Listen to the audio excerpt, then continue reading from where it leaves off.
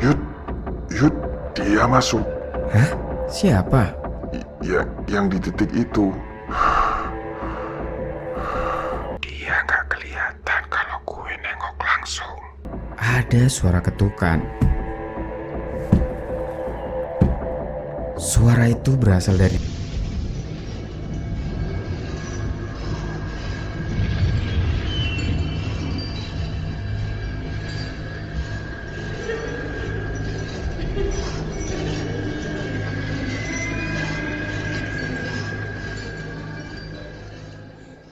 kalau malam ini kamar lo tiba-tiba dingin, kemungkinan gerbangnya udah kebuka. Cuy, sebelum gue mulai cerita ini, coba deh lo tengok belakang lo bentar. Serius, coba lo cari satu titik di dinding yang sejajar dengan mata lo. Gimana? Udah dapet? Dan sekarang jangan lo lupain titik itu selama gue ceritain cerita ini. Karena kata orang, semua rasa takut manusia itu ngumpul di satu tempat. Jam waktu itu nunjukin sekitar jam 1:12 malam. Waktu itu cuy, lagi hujan di luar kontrakan. Bukan hujan yang deras, tapi hujan yang gerimis. Cuman gerimis yang bikin suara seng, kayak ada kuku yang digesek pelan. Gue masih ingat dengan jelas kejadian malam itu, karena semuanya berawal dari hal paling goblok yang dilakukan oleh manusia, yaitu baca cerita horor jam 1 malam. Kenalin, nama gue Yudi. Kerjaan gue editor video freelance. Kadang bikin konten horor buat channel YouTube orang. Jadi ya, hidup gue emang udah gak jauh-jauh dari suara bisikan, footage CCTV, sama thumbnail setan merah melotot. Dan malam itu gue lagi call Discord sama dua temen gue. Sebut aja namanya Bimo dan Denny. Anjir Yud, lu masih melek aja. Suara Bimo pecah terdengar dari headset. Deadline bangsat. Editor tuh nggak punya hidup ya. Yang punya hidup cuma orang gajian. Kami bertiga pun waktu itu ketawa. Ya santai sih. Ya menurut gue sih normal. Sampai tiba-tiba si Denny ini bilang, Bentar. Gue nemu tweet aneh nih. Apaan lagi? Katanya ada titik negatif di belakang kita. apaan dah? Kayak cakra wifi. Enggak lah, serius cuk. Baca nih. Dia pun mulai baca tweet itu pelan-pelan. Dan makin dia baca, gak tahu kenapa, kamar gue itu langsung terasa lebih dingin. Kalimat pertama dari tweet itu simpel banget sih. Look behind you. Ngedenger itu, gue pun otomatis nengok cuy. Di belakang gue, ada dinding kusam berwarna putih. Ada bekas rembesan air, dan bentuknya itu kayak orang lagi teriak. Cari satu titik yang sejajar dengan mata lo. Dan kemudian gue pun nyari, dan entah kenapa cuy, mata gue waktu itu langsung berhenti pada satu titik kecil yang berada dekat di pojokan tembok. Kayak noda sih menurut gue, tapi bukan noda biasa. Gue sih nggak bisa jelasin ya. Rasanya otak gue waktu itu langsung bilang, nah yang itu. Denny pun bertanya, Ketemu? iya Den. Gue juga. Tweet itu bilang semua rasa takut, iri, dendam, pikiran buruk manusia terkumpul di titik itu, semacam gerbang. Dan di tweet itu tertulis negatif gate. Dan selama titik itu masih ada, semuanya terkunci. Tapi kalau titik itu rusak, sesuatu bakalan keluar. Mendengar hal itu, Bimo langsung ngakak. Anjir, goblok banget sih. Gue pun waktu itu ikut ketawa cuy. Tapi jujur, gue waktu itu gak berhenti ngeliatin titik itu. Karena makin lama, gue sih ngerasa titik itu kayak makin gelap dibandingkan bagian tembok lainnya.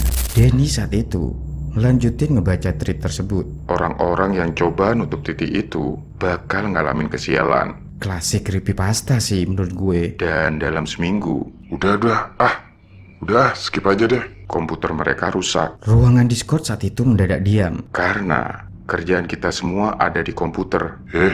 Jangan sotoy deh. Tapi pas Bimo ngomong, suara headsetnya tuh tiba-tiba kresek panjang. Kayak kresek-kresek gitu. Mo? Bimo? Dalam beberapa detik keadaan menjadi sunyi. Dan tiba-tiba si Bimo ini balik lagi. Anjing! Kenapa? Monitor gue mati. Bentar. Ngedengar hal itu, gue cuma bisa ketawa. Terpaksa ya. Coincidence. Harusnya lu jangan ngomong coincidence di cerita horor. Dan malam itu harusnya berhenti sampai di situ cuy.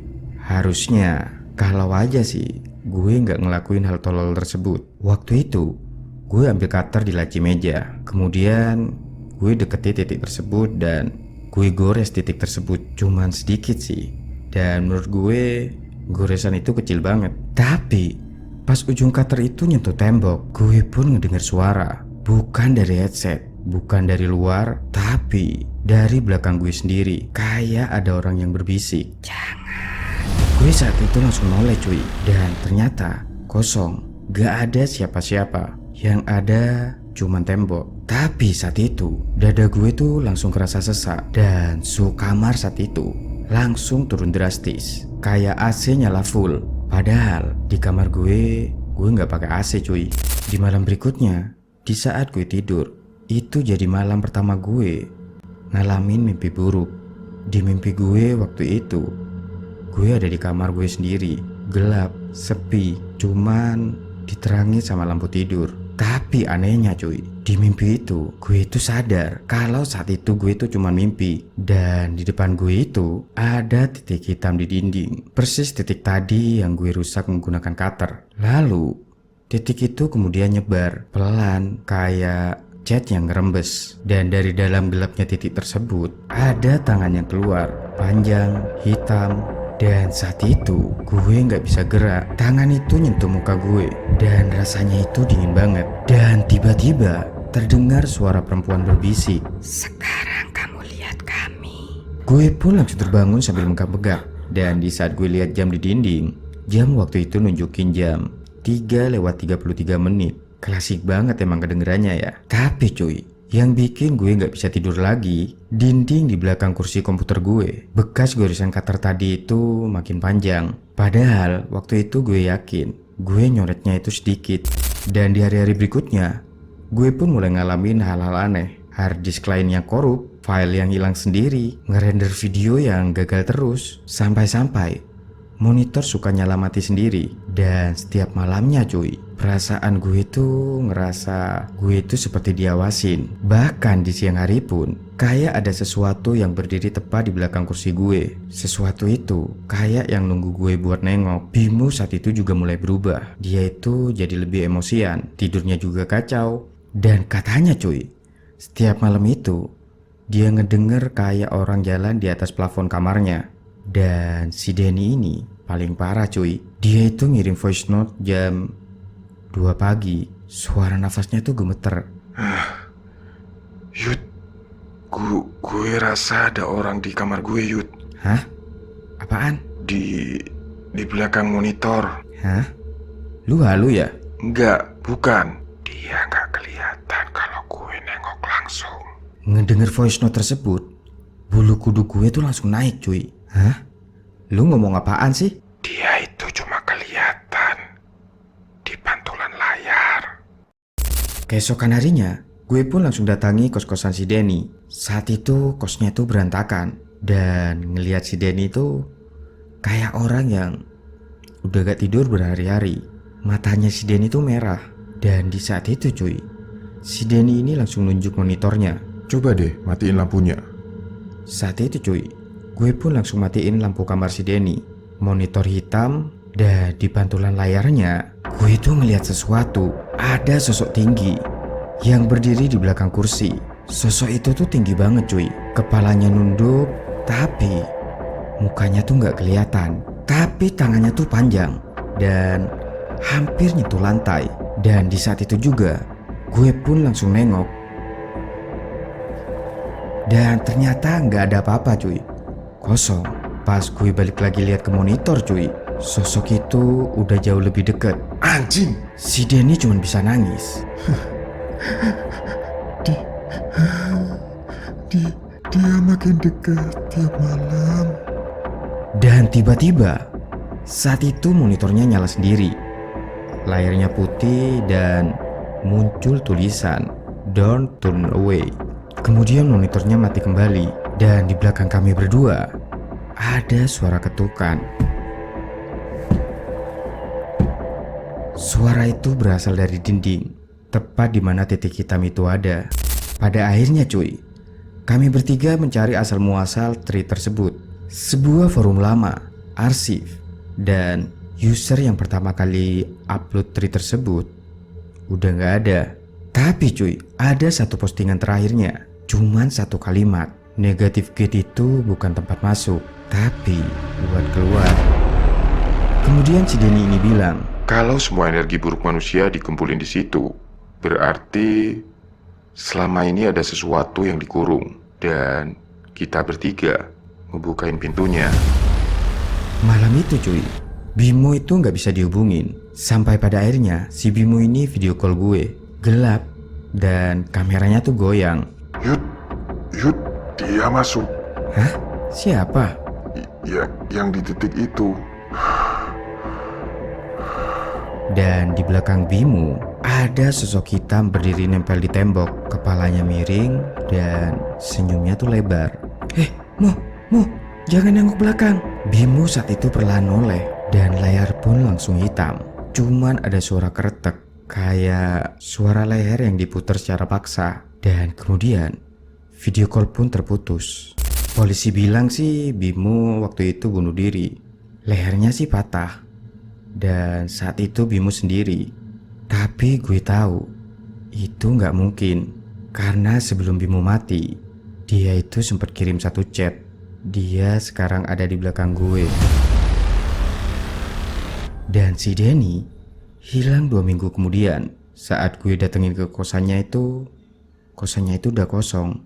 Dan dinding-dinding di kamar kosnya itu dipenuhi dengan titik-titik hitam, kayak jamur atau mata. Dan sekarang tinggal gue. Dan saat ini udah setahun sejak kejadian gue gores titik tersebut. Malam ini gue pun bakal tidur lagi. Dan gue tahu mimpi itu bakalan datang lagi. Karena setiap gue tidur, mimpi itu selalu balik. Lebih panjang, lebih gelap, dan penglihatan gue saat ini mulai kabur. Kadang kalau gue bangun tidur cuy, gue itu gak bisa bedain mana yang bayangan, mana yang orang. Tapi ada satu hal yang paling serem dan gue baru sadar. Titik itu bukan ada di dinding. Titik itu ada di kepala kita. Dan setiap kali kita takut, kita udah ngebuka gerbangnya dikit demi sedikit. Kadang cuy, horor paling serem itu bukan dari hantu, tapi dari ide. Karena begitu sebuah ide itu masuk ke dalam kepala lo gak bisa ngapusnya lagi.